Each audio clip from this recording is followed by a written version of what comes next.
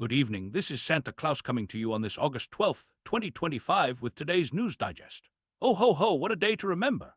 On this very day in 1877, Thomas Edison created the phonograph, recording sounds on tinfoil, quite a marvel that brought voices and music into homes everywhere, much like I hope to bring a touch of warmth into your homes today with these stories.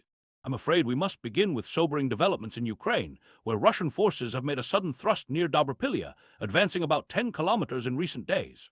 My heart aches for the innocent people caught in this conflict. As Presidents Trump and Putin prepare to meet in Alaska this Friday, I pray they remember that true strength lies in making peace, not in taking land. The situation remains quite chaotic as families seek safety amidst the uncertainty.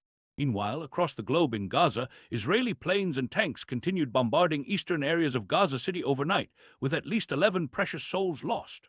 A glimmer of hope appears as Hamas leader Khalil Al-Hayya heads to Cairo for talks that might revive a ceasefire plan. Let us pray for wisdom to prevail and for those suffering to find comfort and peace soon. Now, turning our gaze to troubled waters, the Philippines has condemned China following an extraordinary incident in the South China Sea where two Chinese vessels collided while pursuing a Philippine patrol boat. The video of this dangerous encounter reminds us all that patience and respect for one's neighbors are virtues we should cherish, whether between nations or individuals.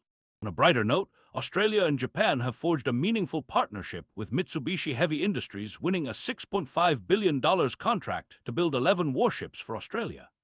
While Mrs. Claus and I always prefer toys to warships, I recognize that nations must protect their people, and cooperation between friendly nations can help maintain peace.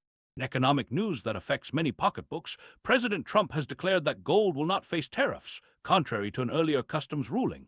Additionally, U.S. inflation rose moderately in July at just 0.2%, keeping hope alive for an interest rate cut in September. These developments might bring some relief to families struggling with the cost of presents and necessities alike. I'm particularly struck by the story of NVIDIA's CEO Jensen Huang, who worked diligently to protect his company's business with China despite trade tensions.